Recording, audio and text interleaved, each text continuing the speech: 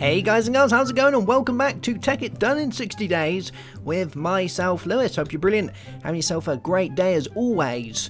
I have just been in the Mistcraft hut making myself some panels. I wanted some intralinking panels for today, and I managed to get I got some that I didn't want.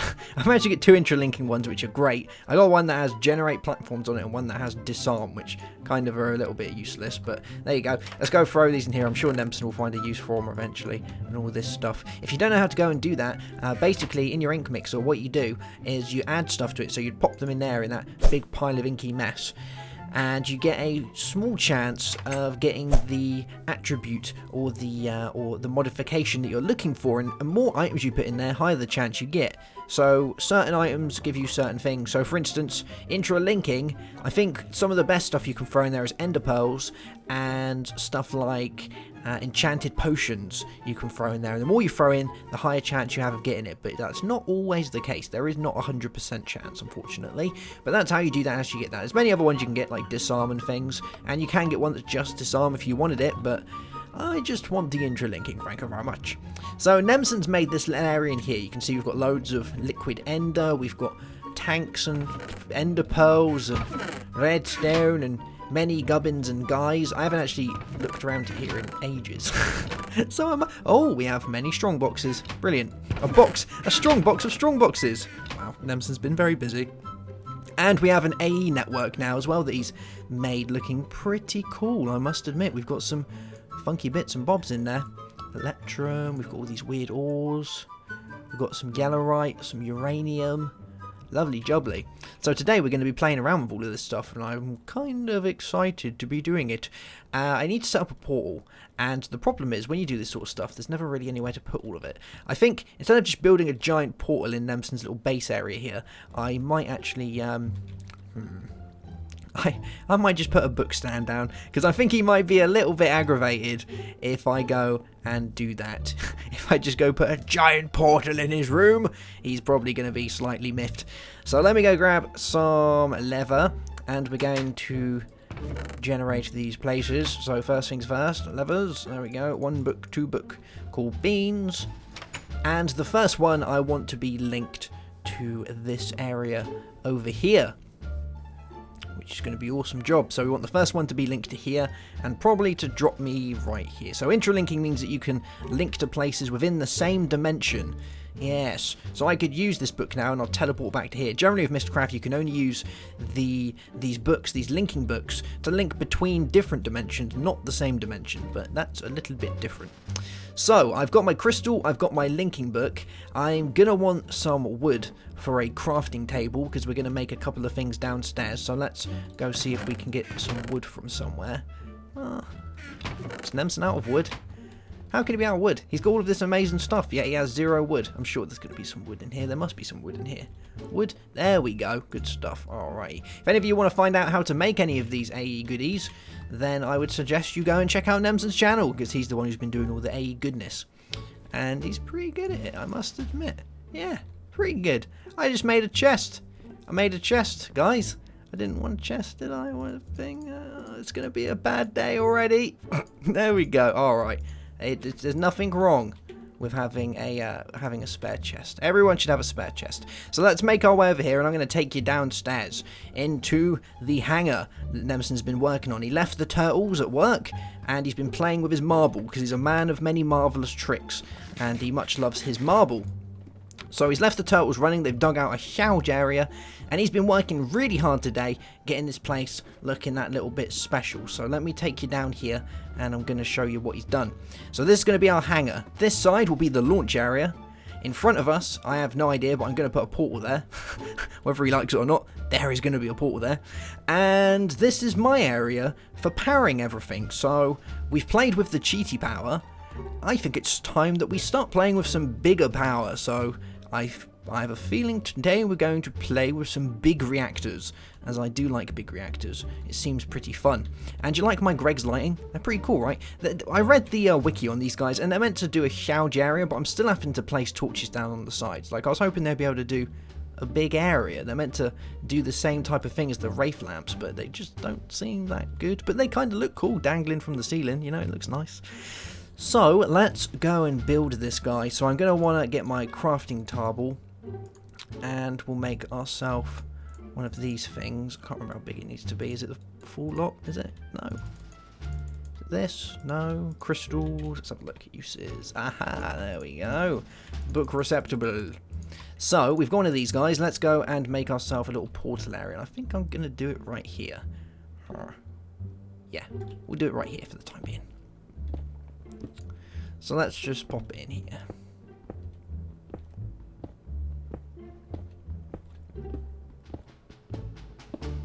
There we go. Good stuff. And let's get rid of this bottom piece. Cool. Alright, so let's fill this one in with all our crystallase. There we go, these things. And we'll put our receptacle and our link book. And now I can get back to where I want it to be. Good stuff. And the next one we're going to link is probably going to link to here, I would say. And let's go back. See? Pretty cool, right? And the next one we want to make is a book stand, one of those little stand guys. So let's have a look at how we make one of those. I want to link this with, let's put this in NEI synchronized. And we'll go with Mistcraft. There we are. I want to make a book stand. There we go. So we're going to want some sticks. Alright, and some wood. Good stuff. I don't know if Nemsun wants a portal in this room, so I'm just going to place down one of these. Just in case he doesn't, because he probably isn't going to like it. So we'll throw it there in the corner. You know, out of sight, out of mind. But at least I can get back to my underground area. It means I've got to go down that ladder all the time. Which, I think he won't mind that there. It looks kind of nice, right? It looks cool. Just need to replace the background with maybe some of this coloured bricks to make it look even nicer. But hey-ho, there we go. So we can go in and out. The reason behind this is I'm going to be coming here all the time to grab stuff until the full AE network's up and running. So, yeah, it does the trick. Alright, so big reactors. The first one we're going to do is going to be I would probably say it's going to be a medium reactor. You know, maybe small to medium. Yeah. It's not going to be, by any means, the largest or the most productive, but it's going to be one that's going to get us started. So we're going to start with a passively cooled one. It's going to be called a passively cooled reactor. You have the difference between a passively cooled reactor and then there is a actively cooled reactor. Now, to be able to make an actively cooled reactor, you need to have run a passively cooled reactor for some time to be starting. So we're going to have to make one of those to get ourselves going. Now, these guys can be made fairly small. I think the smallest one you can make is a 3x3. We're going to go with we can go with a 7x7. You know, that's kind of big. Looks cool. Does look pretty cool. Alright, we'll go with a 7x7. That's going to be a thing. So let's make our way back. I'm going to show you all the bits I need to make, then I'm going to go and make them, and then we'll put it together and see how it's going to work. So if we have a look at the reactors, there we go. The main thing I'm going to need to get myself is going to be a load of these reactor casings. So we're going to need a load of reactor casings. So we're going to need this graphite, we're going to need iron, we're going to need ourselves some yellorium, and graphite is made like this. So you put coal into a smelter and you get graphite. Fairly simple, correct? Yes. And the yellorite is made by smelting yellorium dust, which you get in turn from pulverizing yellorium ore, yellorite ore. You've got to be careful because with this and the other mod we have in that gives you like the fission and fusion reactors, you do get a bit of a mix-up with the actual uranium from that, which I would like to keep separate. So we're going to try and stick to the yellorium and the yellorite side of things until we get on to the plutonium, which isn't going to be just yet. So I'm going to need to grab myself a load of big reactor casings. I'm going to need a reactor controller. I'm going to need a reactor power tap. I'm going to need a reactor... None of those guys. We need a reactor access port. Probably going to need an access port. We're not going to need a coolant port, we're going to need a control rod, and we're going to need a load of yellorium fuel rods and some reactor glass. I think that's going to be all we need.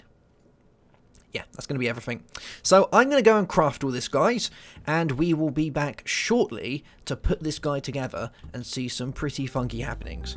Alright, so I think I have most of the bits that I need.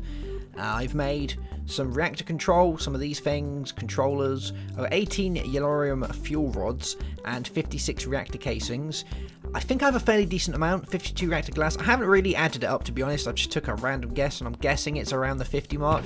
I've got some more of this Yellorium being done at the minute. Should have some more in there being cooked up. Yeah, there we go. And I'm probably going to throw the rest of this in here. Cool beans, and we've got a fairly decent amount of that. So let's make our way back to the place. And we're going to start setting this one up. So we're going to go with a 7x7 to get started. Like I said, the smallest is a 3x3, but they are all bound by the same rule. So making it bigger only increases production, but it also increases the amount of fuel that it takes. So you have to bear that in mind.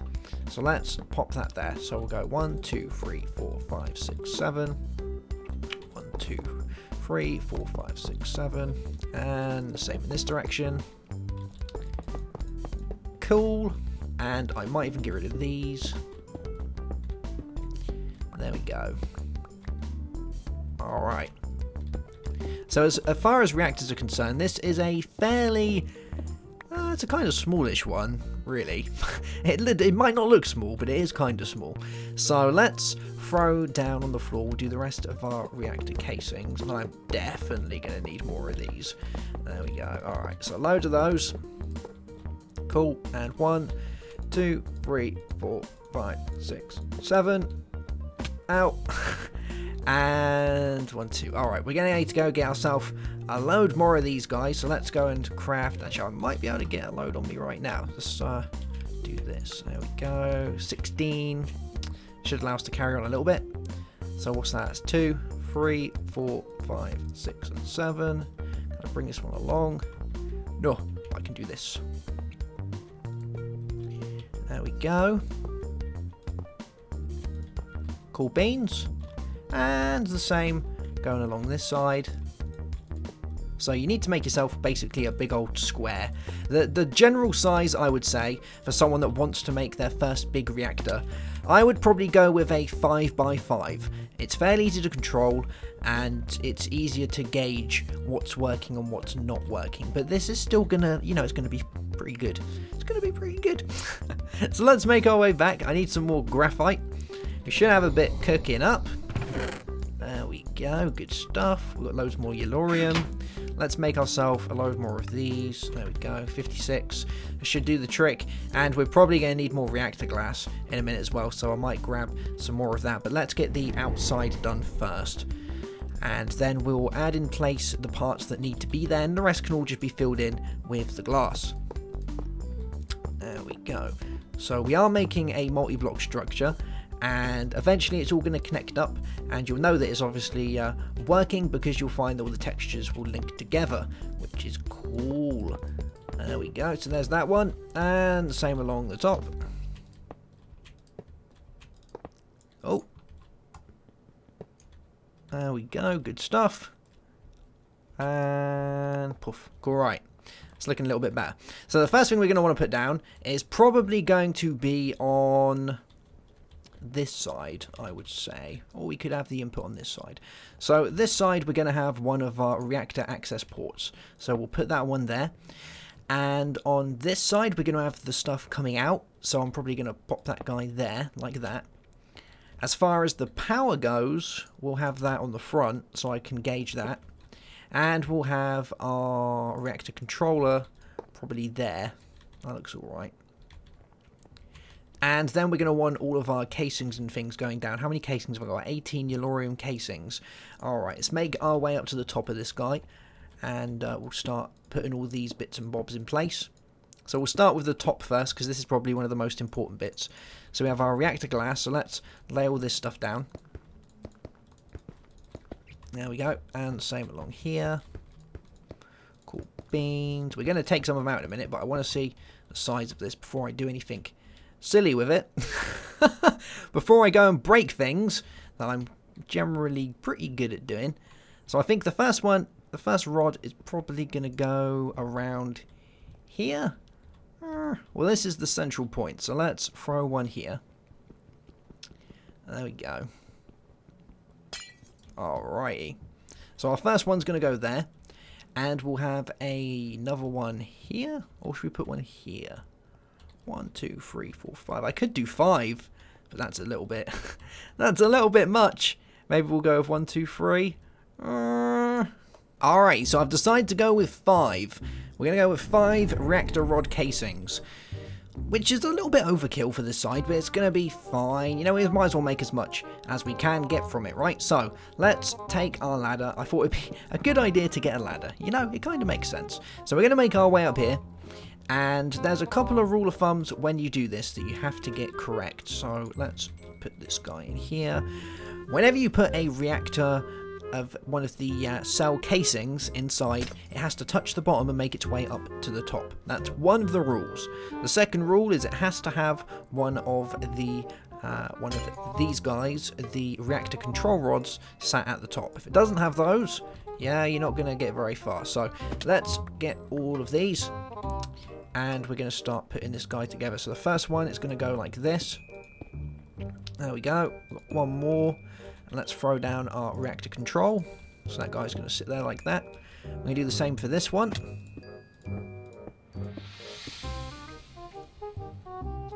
There we go. And the same for these two. Where's the other hole that I can fall down? There it is. So here we go. Let's speed up and get all these ones done. Cool. Now, remember I was saying you can do the smallest one of a 3x3, where you can do that. It will probably use one rod in it. But bear in mind, the lower amount of fuel that you use in this, the less energy you're going to be creating. So that's a thing. Although sometimes smaller is better than big when it comes to a reactor craft, which may sound strange, but it's actually quite true. So there you go. Alright, so I'm almost dead because I've fallen off a million times, but we're looking pretty good. 1, 2, 3, 4, 5, 6, 7. Yep, that's the right size. Good stuff. So now we've got most of the bits in place. It's just a bit, it's really now just go around and fill all the holes in. So let's take all this glass and go around like this. Bam, there we go. You see it take shape? See it change around? That means we're good to go. There we go. So this is our reactor control. So it might look a little bit fancy, and it might also look a little bit, you know, a bit weird. But I'll soon get round to explaining how all of this good stuff works. So at the minute we have nothing in there at all, so we need to change this round. So the first thing that we're going to want to put in here is going to be our yellorium, which is going to be our power source. And this is probably going to come in from this side. So this is an inlet mode. We want our yellorium to come in, which is good. So what we're going to do is we're going to throw down a strong box for my yellorium. And let's grab ourselves some item ducts. There we go. We'll have this coming out of here and going into there. Let's take my crescent hammer. Let's get a new max servo.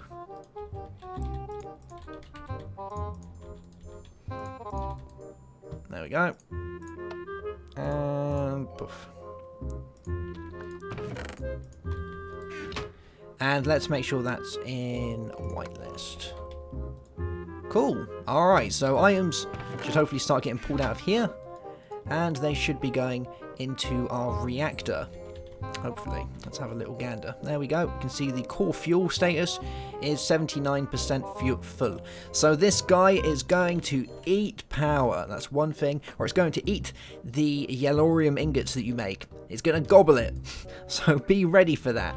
Now it does have a byproduct, and this is the stuff that we need so that we can get cracking on with making the larger, more powerful reactors. So let's do that. And we'll throw another servo in here. There we go. Let's turn this one around. Cool beans. And we'll put that in that. And we're going to want to have this one in outlet mode. Cool beans. So now it's only going to be throwing out all the horrible bad bits that we don't need going into our strong box. Alright. A little note as well, these guys don't blow up. So don't worry about anything going wrong. They can't blow up. You're all good. You're fine. But look, all of that yellorium, that yellorite inside those reactor casings. Isn't that really cool since we put that in there? So let's go grab some more yellorite, because we're going to need a load of this stuff. Oh, that made a good noise. And then we'll get this guy up and running. Here we go. So let's throw that in there. We'll throw that in there. I've got any in here? I haven't. I've got a load more in here, I believe, from the quarries. Yeah, cool. And we're going to need a load of this, so I'm going to set up a processing facility underground, but we need power down there first. So first things first, let's get all this stuff up and running so we can get some power going to the underground area. There we go. Yellorium. Cool beans. So let's have a look back here again at our reactors. Good stuff. So, when the reactors get turned on, there's a couple of things that you can do. You can just leave it, which is fine. It will work. It will do the good stuff. It will produce things and everyone's going to be happy. But if you really want a reactor that's going to kick almighty bum, then you're going to want to change it around slightly. So you can add liquids to your reactor tank, which are going to cool your reactor. Now, when you cool the reactor, it's going to decrease the amount of fuel that's being used. So let's throw in some more of this. There we go. That's more yellow, right? And what we're going to do is we're going to kick this guy into gear. There we go. So he's going up. He's doing his thing. You can see that we're currently producing 4,000 plus redstone flux per tick and rising 4,400. There we go. You can see that its internal battery is filling up. Good stuff. So everything's working fairly efficiently. Our fuel reactivity is sitting around 260%. And our fuel burn-up rate, so the rate at which the fuel is fissioned into waste in the core, is around 1/5 of a bucket. There we go. So that's kind of doing it. Millibuckets per piece.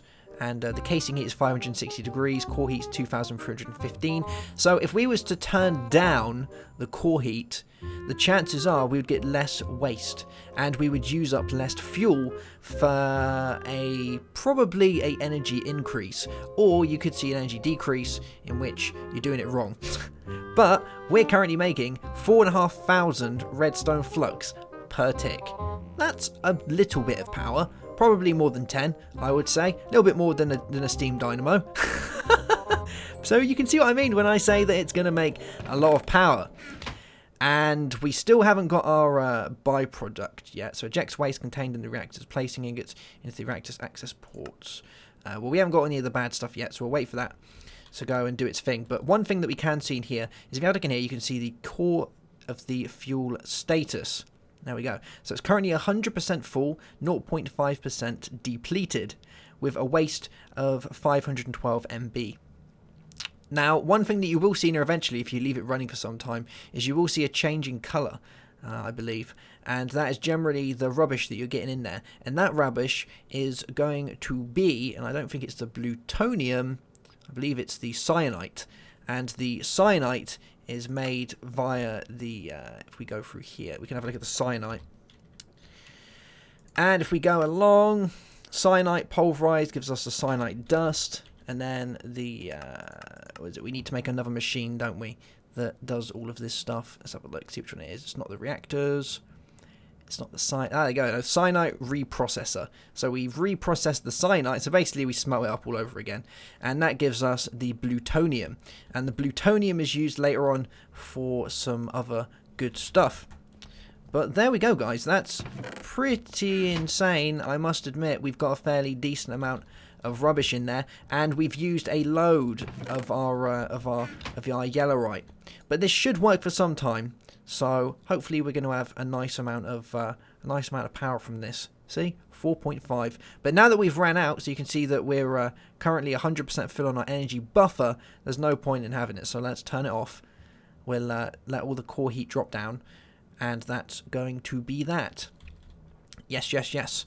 So as I was saying about coolants, so this is a passively cooled reactor because we passively cool it. We can add liquid in there itself. We can put water inside there. You can jump up on top and you can break it if you want. You're probably thinking, no, don't do it. You're going to blow up. Believe me, it's fine. I'm about to get inside a reactor. It's going to be fine. It's going to be fine. I'm inside a nuclear reactor. Well, it's probably not a nuclear run, but I'm inside a reactor and I feel just fine. But you can get inside your reactor and you can change things around slightly. So you can add liquids within your reactor which will help cool the reactor, which in part will allow for less energy consumption, fuel consumption. Obviously larger the reactor, higher the amount of fuel it's going to use, and a good way of doing that is by putting liquids in there. Now, it's not just water you can use. Water is probably the worst one that you can put in there. You can put things like liquid redstone, you can put liquid ender in there, you can put a couple of other things in there. There's some of the glowstone liquid that you can put in there. But yeah, that's how you bring down the cooling temperature on that. The actively cooled reactor, which we'll probably make in the next one, is going to be a lot bigger, and it's also going to need an actual coolant system, which is a completely separate multi-block in its own, which is kind of cool. So I am going to go ahead and get myself some areas to store all this power, and we'll be back to finish up, I think. Here we go. So this is what it looks like when you fill it up with liquid. You only have to go around and do the blocks along here. You don't have to do the whole thing from the bottom up, but you have to go and fill it. I'm currently using resonant ender. It's probably the second best that you can use. So if you haven't got an enderman farm, you need to go get yourself one ASAP. But that's going to go and cool your reactor quite nicely, hence the name passively cooled. The best stuff you can use, which I'll probably use in the next one, but is kind of hard to get hold of, is this stuff. Gelid cryophium buckets. And cryophium dust needs blizz powder and blizz, and it's kind of hard to get all of this stuff, so hence why it is the best, but it's extremely hard. It sounds cool, doesn't it? Cryophium bucket. Oh, I love it. So I've made myself some of these resonant energy cells. You may have remembered when I did my MFR farm before, I made myself some energy cells. I made the hardened energy cells.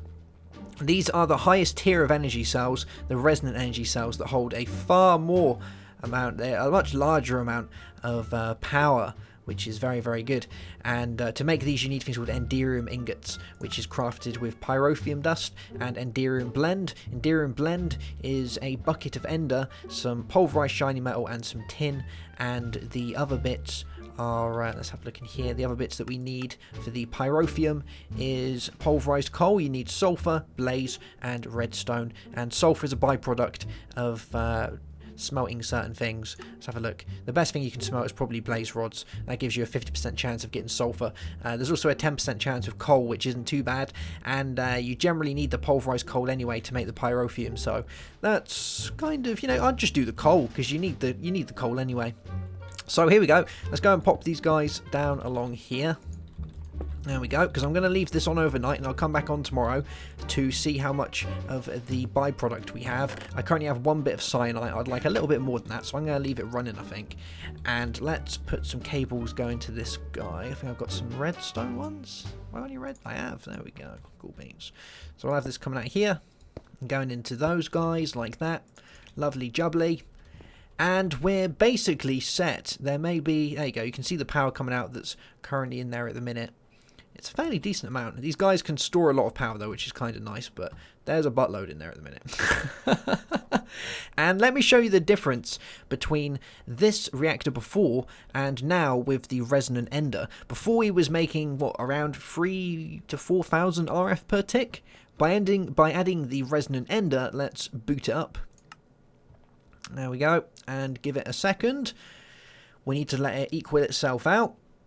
We're kind of there. Almost there. I would say we're about there now. There we go. We're making about 11.7 thousand RF per tick. That's a fair bit. I'm not going to lie. That's a fair bit. But you can see that our amount up here, our degrees, has massively gone down, our core temperature. So if the core temperature goes down, you'll create more power. You're also going to use less fuel. Fuel burn-up rate, you can see, is around about 0.1, whereas before I believe it's around about 0.3. If you add things like water, you're basically not going to see a difference at all. It's such a fraction. But Resonant Ender is probably the better one to be using until you can get some of the Gillium stuff, that amazing cryophium buckets. Yeah, I want my hands on this stuff. I'm going to get it. But there we go, guys. So I'm going to leave this running. I'm going to use up a load of the stuff that I've got. I've been burning up a load of Yellorium, and that's currently going into here.